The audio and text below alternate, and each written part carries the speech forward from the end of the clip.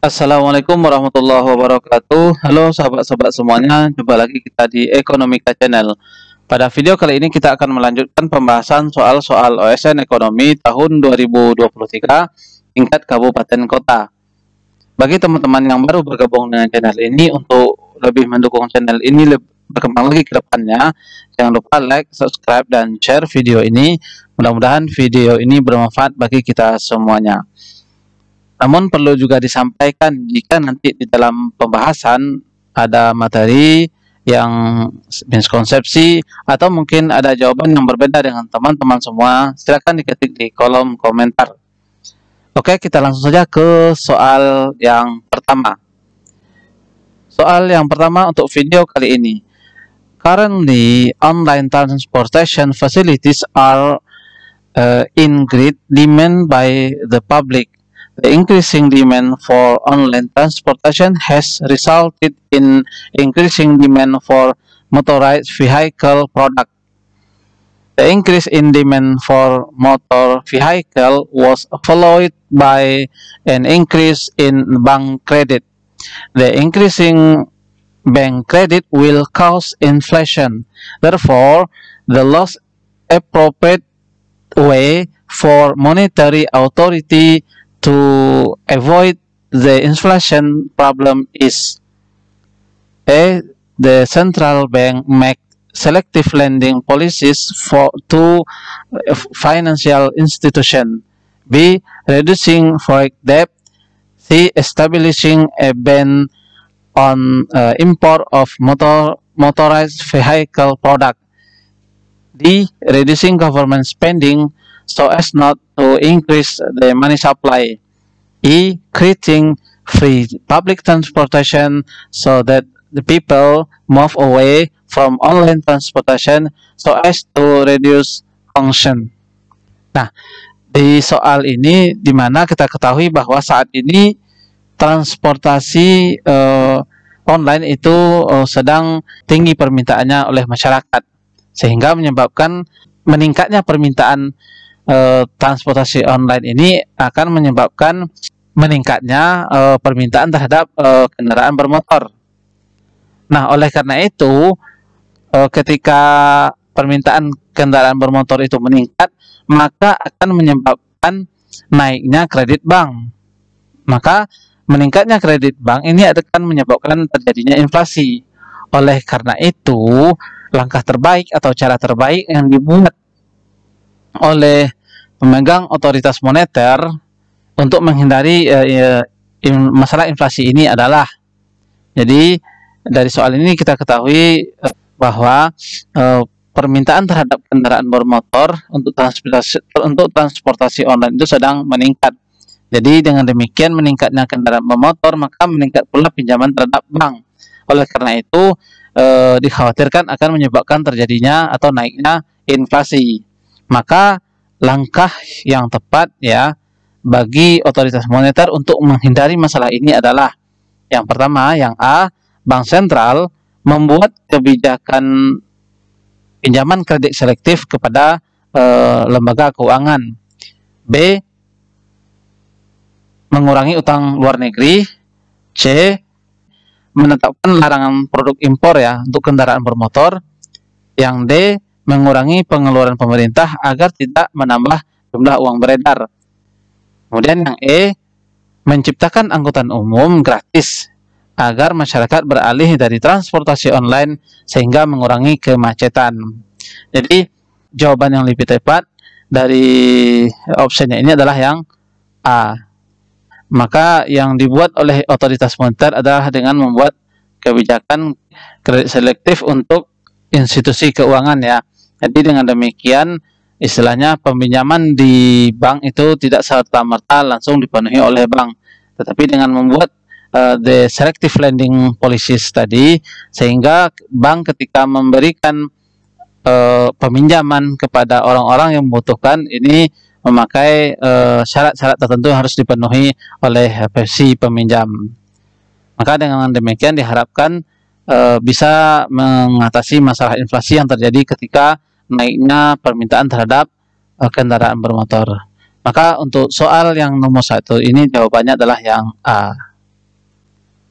Next, soal yang kedua. Apa yang akan terjadi pada tingkat suku bunga perbankan apabila bank sentral menurunkan tingkat suku bunga acuan?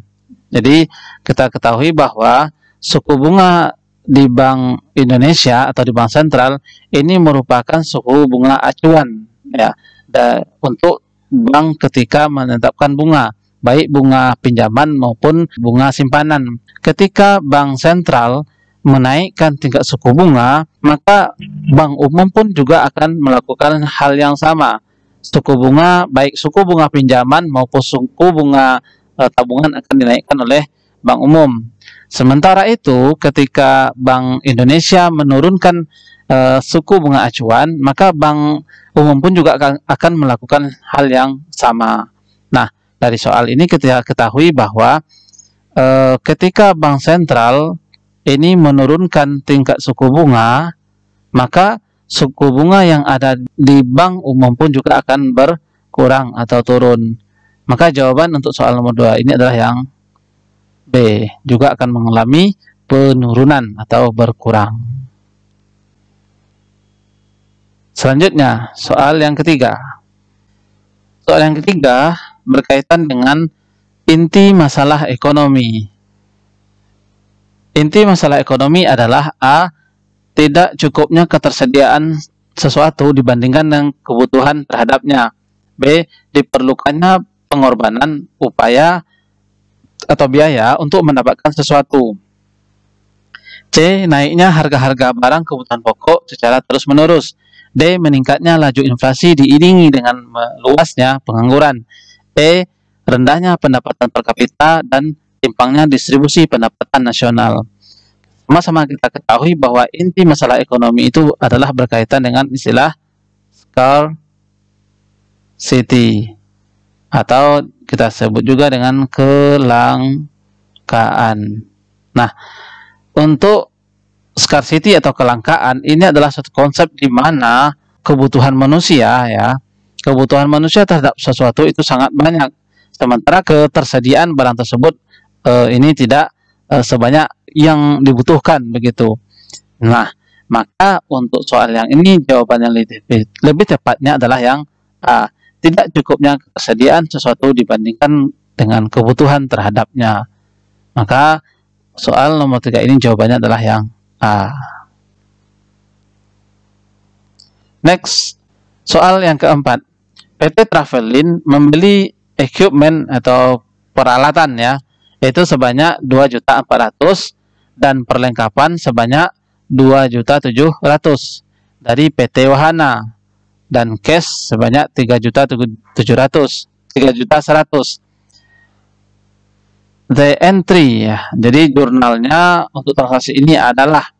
Nah, jadi untuk soal yang keempat ini sama-sama kita ketahui pada saat itu PT Travelin itu membeli peralatan sebanyak 2.400.000 dan membeli perlengkapan juga sebanyak 700 begitu ya. Jadi jurnalnya kita ketahui kita debitkan adalah equipment-nya ini sebanyak 2.400.000. Kemudian selanjutnya juga ada supply yang kita beli tadi ya. Supply-nya sebanyak 700. Nah, maka katanya di sini cash ya. Jadi dibayar tunai. Berarti kalau dibayar tunai berarti cash. Di kredit cash sebanyak 3.100.000. Oke. Maka untuk jawabannya yang tepat adalah yang A, debit equipment-nya 2.400.000 benar. Kemudian di debit supplies expense ya, beban perlengkapan. Jadi yang A ini salahnya di supply expense. Kemudian yang B, debit equipment 2.400.000 ini benar. Kredit supply expense, bukan di kredit, harusnya di debit yang supply-nya ya.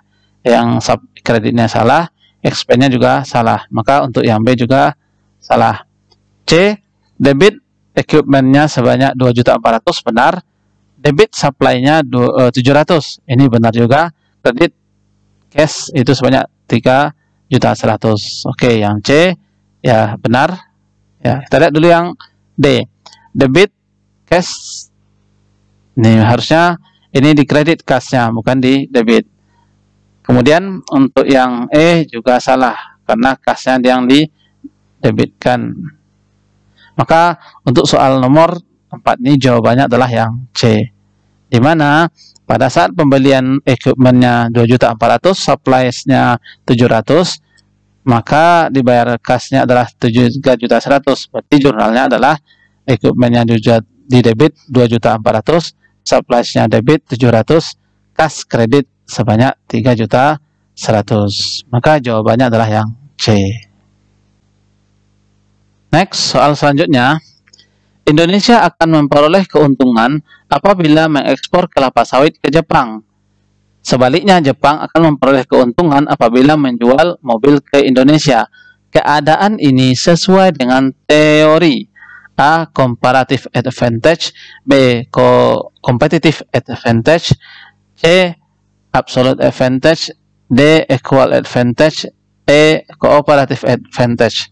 Nah, sama-sama kita ketahui bahwa teori perdagangan internasional yang pertama adalah teori keunggulan absolut yang dikemukakan oleh Adam Smith. Yang kedua adalah teori keunggulan komparatif.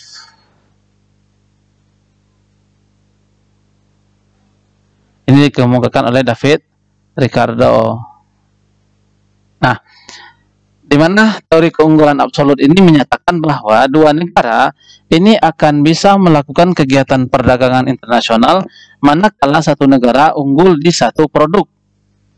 Jadi, ada spesialisasi yang dilakukan oleh masing-masing negara. Misalnya, kalau kita contohkan dengan Indonesia fokus di memproduksi hasil tani, kemudian Jepang fokusnya di teknologi, kemudian baru bisa dikatakan terjadinya perdagangan internasional karena satu negara unggul di satu produk yang dihasilkan. Sementara itu, keunggulan komparatif yang dikemukakan oleh David Ricardo, dua negara akan tetap bisa melaksanakan perdagangan internasional walaupun satu negara unggul di dua produk yang dihasilkan, ya. Jadi dilihatnya dari segi biaya peluangnya atau opportunity cost-nya begitu. Nah, dari soal ini kita bisa lihat Indonesia unggulnya di memproduksi kelapa sawit, sementara Jepang ini diuntungkan apabila dia menjual mobil atau produksi mobil dan dijual ke Indonesia. Maka keadaan ini adalah gambaran dari teori keunggulan yang dikemukakan oleh Adam Smith, yaitu teori keunggulan absolut atau absolute advantage. Indonesia fokusnya di sawit, sementara Jepang fokusnya di mobil. Maka untuk jawaban yang nomor 5 ini adalah yang C, absolute advantage. Oke, demikian dulu materi kita pada pertemuan kali ini. Jangan lupa like, subscribe, dan share video ini. Mudah-mudahan video ini bermanfaat bagi kita semua. Terima kasih. Assalamualaikum warahmatullahi wabarakatuh.